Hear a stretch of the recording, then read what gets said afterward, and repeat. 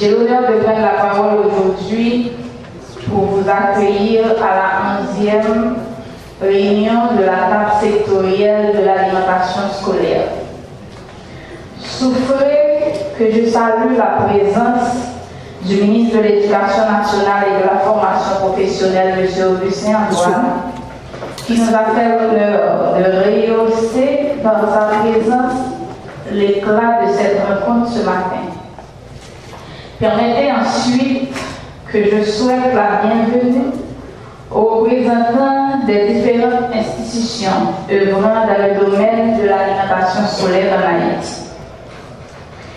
La mise à jour du document de politique et stratégie nationale d'alimentation scolaire PSNAS 2024-2030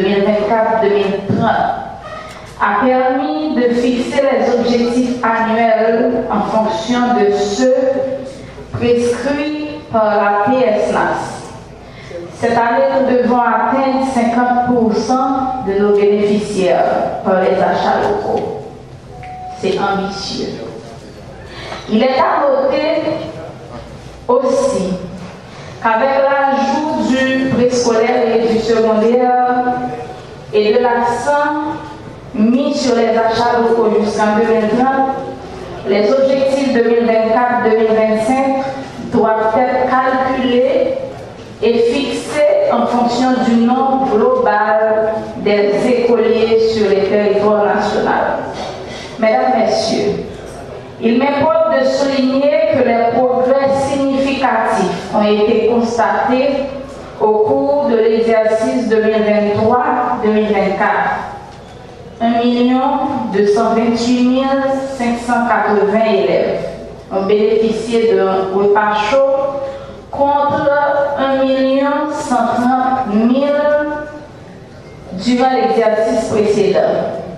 Ceci grâce aux efforts déployés par l'État haïtien à travers le ministère de l'Éducation nationale et de la formation professionnelle. Ces différents partenaires tels que l'ambassade du Canada et l'USDA à travers le PAM, l'ambassade de France par l'intermédiaire du SCAC, la Banque mondiale et la Banque interaméricaine de développement BID à travers Promesse, le FAIES et le BND, les organisations non gouvernementales et les congrégations religieuses à travers Football de Pour, Sommet Haïti, Ex-EPR, Viva Rio, etc. Ces efforts sont considérables, mais comparés à la dimension de la tâche, il nous reste beaucoup à faire, parce que nous avons atteint seulement environ 25% de la population écolière. Il nous reste à peu près 75% de gap à combler. Nous n'étions pas là, j'en suis consciente. La moisson est dense, le travail est rendu. Mais nous devons continuer à bosser parce que les générations à venir doivent bénéficier des fruits de nos efforts. Depuis l'année 2021, PNCS connaît une croissance exponentielle en se référant au tableau de résultats affichés à votre attention aujourd'hui. Il est clair que la compréhension de l'importance de l'alimentation scolaire commence à venir. C'est dans cet esprit que j'exprime ma profonde gratitude à l'endroit de toutes les institutions qui luttent aux côtés de l'État haïtien, plus particulièrement le PNCS, pour l'avancement de l'alimentation scolaire en Haïti. Chers partenaires, au cours de cette 11e session de la table sectorielle de l'alimentation scolaire, nous allons partager, comme d'habitude, les bonnes pratiques, les réalisations, les défis et les leçons apprises en vue de continuer à améliorer le sous-secteur de l'alimentation scolaire en Haïti. Je vous souhaite déjà bonne participation à cette 11e table sectorielle, tout en renouvelant la confiance de la coordination générale.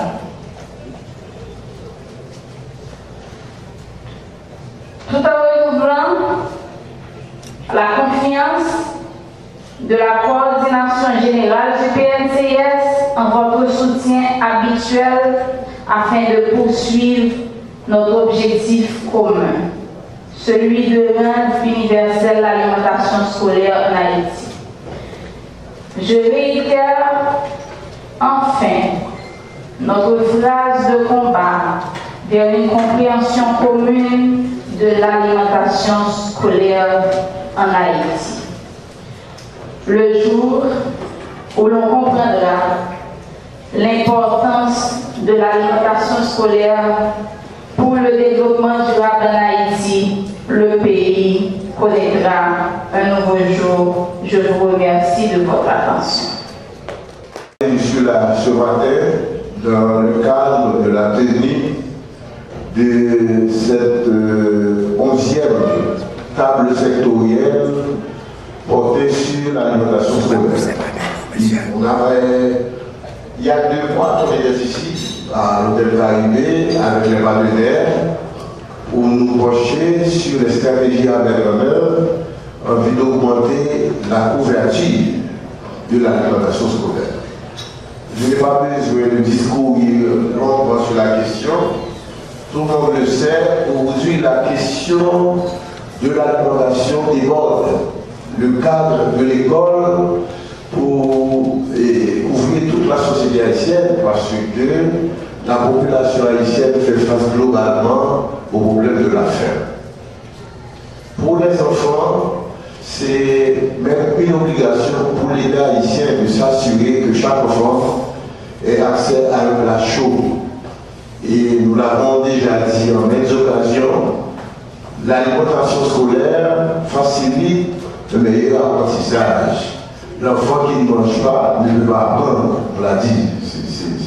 C'est prouvé par la science, c'est prouvé par de maintes études.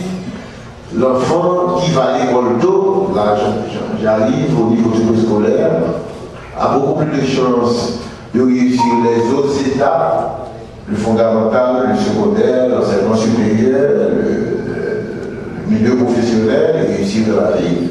Tout comme l'enfant qui à l'école peut avoir ses plat chaud, peut mieux se concentrer sur son apprentissage. Et là, Madame Delatour l'a souligné, ces derniers temps, je reçois beaucoup de demandes venant d'étudiants, venant de profs. Je pense qu'il faut, dans cette table sectorielle, se pencher également sur les doubles conditions. La condition océan, parce que les professeurs doivent manger aussi. Je suis en concertation avec quelques directeurs d'école pour voir comment, à l'école, on peut créer, si vous voulez, un petit espace pour le prof qui vient à l'école tôt puisse avoir accès à une figue, du mandat, du café. Ces choses-là peuvent faciliter à ce que le prof soit plus disposé à enseigner. Et l'élève sait qu'à 10 heures, un repas est là, lui aussi il est plus disposé. Et en termes de conséquences positives, ça aide les familles. Parce que tout le monde le sait aussi. Les familles, les ménages haïtiens sont frappés par la pauvreté, la misère, les conséquences de la crise sécuritaire sur les familles sont nombreuses et de ces conséquences, il y a la dimension économique, la dimension financière. Les ménages sont appauvris, sont décapitalisés. Donc, l'alimentation scolaire à l'école sert et permet que l'enfant puisse mieux s'adapter à son environnement scolaire, mieux apprendre, mais aussi en bout de ligne, ça aide les parents. Ça aide les parents. Parce qu'il y a des parents qui n'ont pas les moyens de nourrir les enfants. Et donc, on connaît la stratégie, c'est développer la production locale. Faire en sorte que les produits achetés puissent venir de nos champs, puissent venir de nos laboureurs, de nos agriculteurs. Ça pourrait aussi faciliter le développement économique, soulager les familles et augmente la capacité du paysan à aller plus loin dans son projet de vie.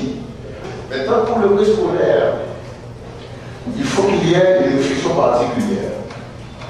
Parce que l'alimentation des enfants, si vous le permettez, parce que je suis parent, est tellement différente. Et là, les producteurs doivent être mieux sensibilisés sur l'alimentation à aux tout petits, 3, 4, 5, 6 ans.